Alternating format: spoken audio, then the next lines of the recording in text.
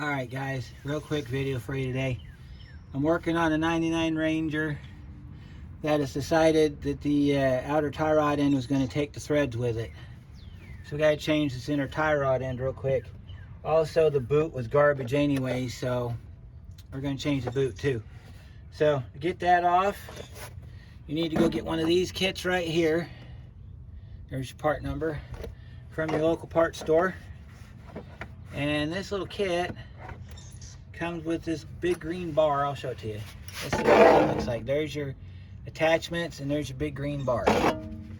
So what you need to do is figure out which one of these crow feet go into this notch up here. So let's see. This one says it's 33.6 millimeter. Let's see if that one fits it.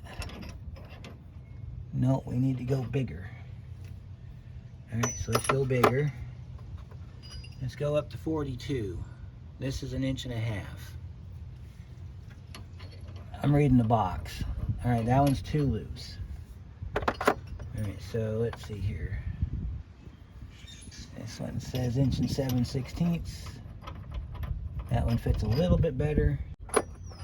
Fit the best. Yeah, I think it's going to be the 1 7/16 inches in this case. Yep.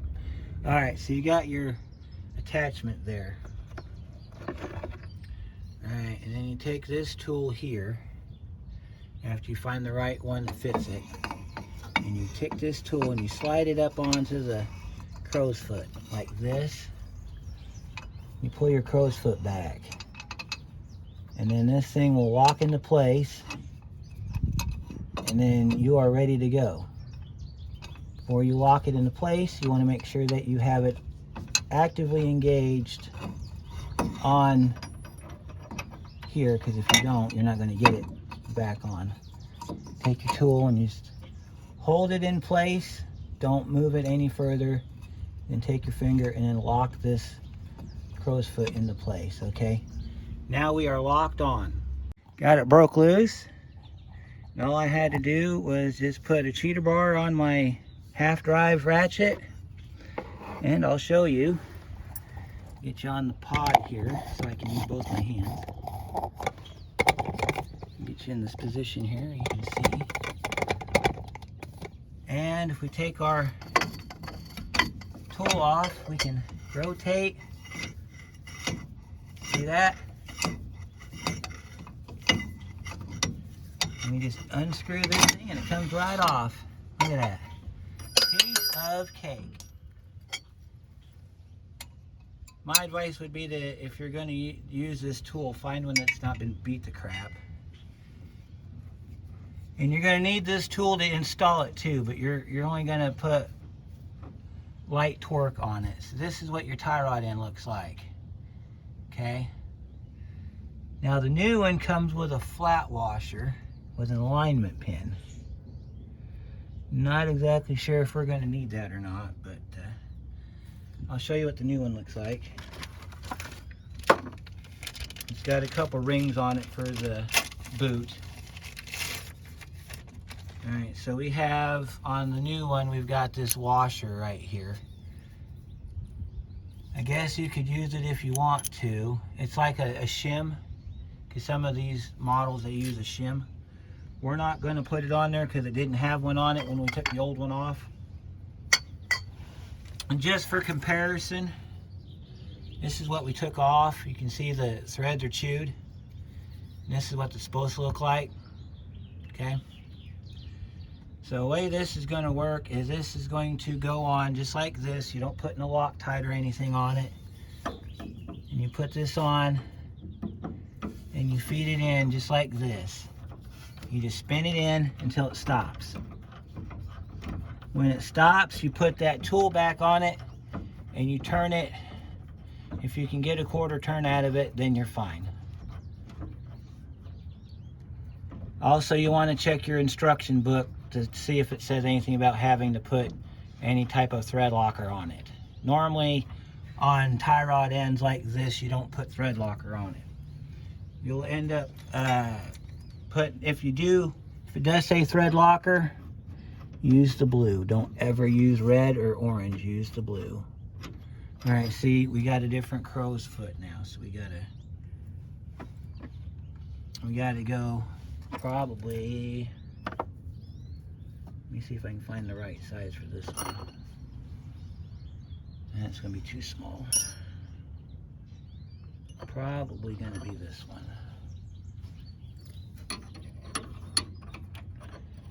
And it's gonna be 40. It's gonna be the 40. I'm pretty sure.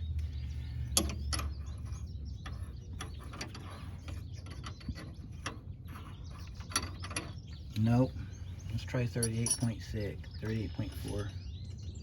It's one of these, I know it is. Tension 3/16.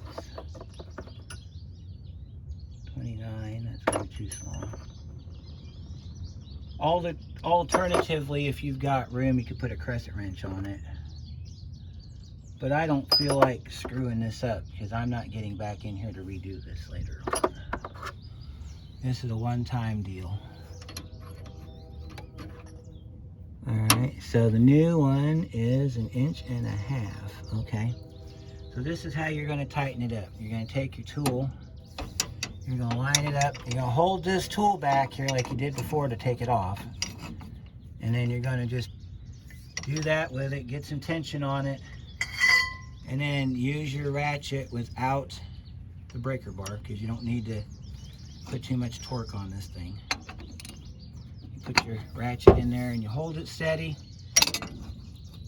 And you're supposed to give it a 1/4 turn if it'll let you. I think this one will. I just got to get the crow's foot to fit correctly. I think it did do well, it did almost a 1/4 turn. Let me try it again real quick. Make sure we get it locked in this time.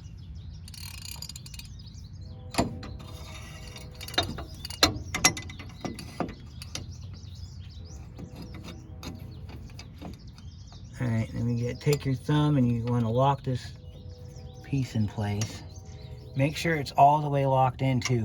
If it's halfway locked in, it's going to pop out, as is what's to do with me. So make sure it's locked in all the way. Do a 1/4 turn on it. I think we'll call that good since it's snapped off twice. We're not going anywhere. This is not a rotational item. This is just a stationary, so it doesn't have to be like Superman tight. It's not going to spin off and your tire's going to go careening into the highway. Nothing like that. So, all right. Now we got to get our dust boot put on. Take your nut off because you can't get this on any other way. All right, so for the tie rod end on this one, your part number is going to be an EV317. Kind of see that right there. For the boot, we got to put the boot on now. The boot is a K8834. That's also a Moog number if you want to put Moog on your truck. And this is what you get. You get this boot. You get a couple zip ties. This end here I have the original spring clip for, so I'm going to use the spring clip.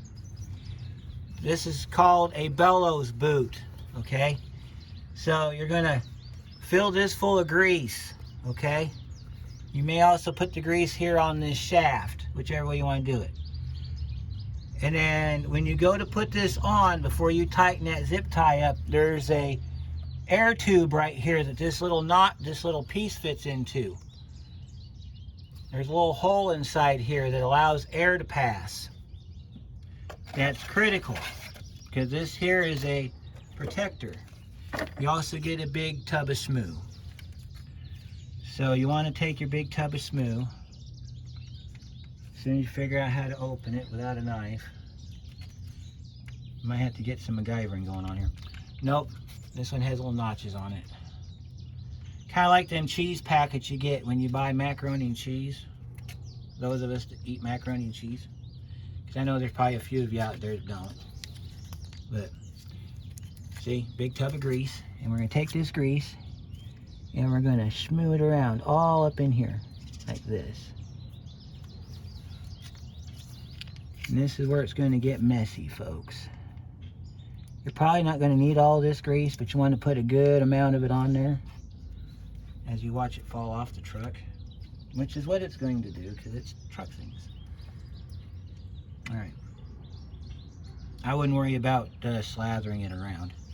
Then you take your boot, you get it over the end of your tie rod end, and you just push this down here like this. And there's a couple notches. It's going to be that first notch right there. You're going to rotate this ever so slightly, and you're going to put this air tube over the end of that nipple right there. So you're going to do this with it. Okay? And then if you have the original clip like I do, I'll show you how that goes together. I got to get it out of the truck, so give me just 1 second. All right, so if you are successful enough to have the small ring, and we can go ahead and put that back on. So get your favorite pair of pliers, ones that you know are going to do the job and not leave you stranded. By the way, you can put as much of that grease in there as you want. If you want to put the whole pack in there, my suggestion would be to load it up inside the boot and then put the boot on, because otherwise you'll get dripping like I did. So take your pliers here, slide this down like this. Now hang on a minute, we're going to have to do this a different way. We're going to have to pull this off of here for just a second. We got to form fit the clamp to the boot, because this one's different diameter than the original boot. So we got to form fit the clamp. Ow! Form fit the clamp to the boot, because there's no way that I'm going to put both those clamps or both those zip ties. All right, so got our boot set up. Now we got to turn this down, get this back over the end of our thing here. We can go ahead and let go of that right now. We need to slide this back and get it inside this air tube, and then we can set it up on the steering rack. You want to push that in as far as it'll go, make sure it doesn't come out. And then once that's in, there's a stop back there. You want to push it to the stop. Then you want to grab your clamp again. You want to push this back till the first stop right there. And then you want to just let your clamp go. All right. Back here, you want to pick this up and push it over the end of the rack. Let me see if I can show you how that's going to work. Can't really see it too well from here. Let me see if I can get you in a better spot. Probably you can't. All right. Let me set you down on the ground here a little bit. All right, can you see in there okay? Let me show you what we're doing here. There's a ridge this has to be parked on. So you're gonna, you see where it's gotta go? I gotta put it in there. So give me 1 second and I'll show you what it looks like. All right, so that's what it's gonna look like when you get it mounted on the back of the rack. So then you're gonna take the 2 zip ties that they provided. One of them zip ties is meant to go on the front, and the other one's meant to go on the back. But if you have a clamp for the front, you can go ahead and put it on the front. If you want to use a hose clamp, because I know somebody is going to ask in the comments, can I use a hose clamp? The answer is absolutely, positively, yes. You can use a hose clamp. Just one thing. Make sure that the hose clamp, when you tighten it up, that whatever excess is hanging off doesn't interfere with this thing moving, because this thing opens and closes.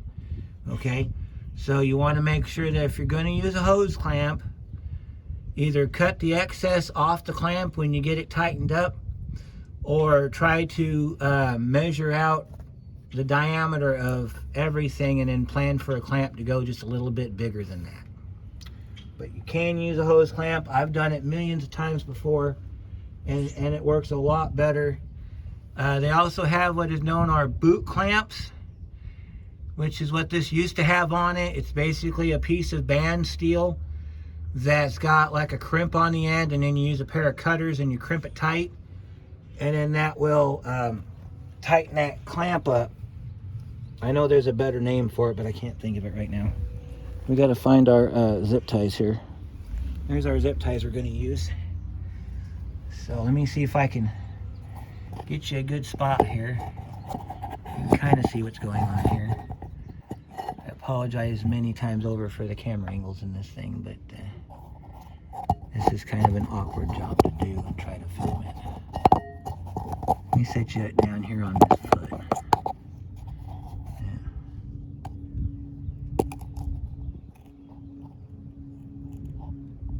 You need to be up here.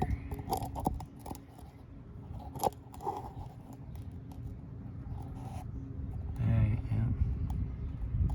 Let me see if I can get you the... There we go. Yeah, we're up here a little bit, so we're going to have to bring your eyes up here. Eyes up here, kids. Alright, so that's what it looks like when it's all done. Make sure you tighten it up real good and cut your excess off.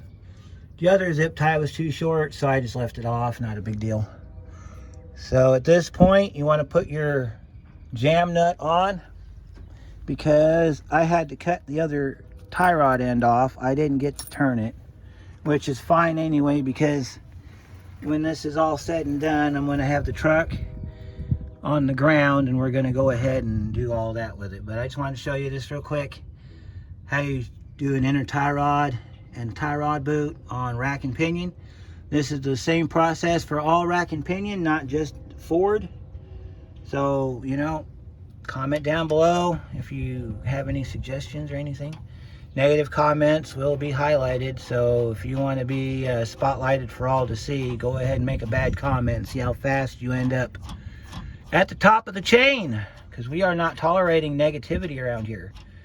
It's one thing to say you've done it for 30 years, but then it's another thing to say it with an arrogant tone, so think about it. And we'll catch you on the next one.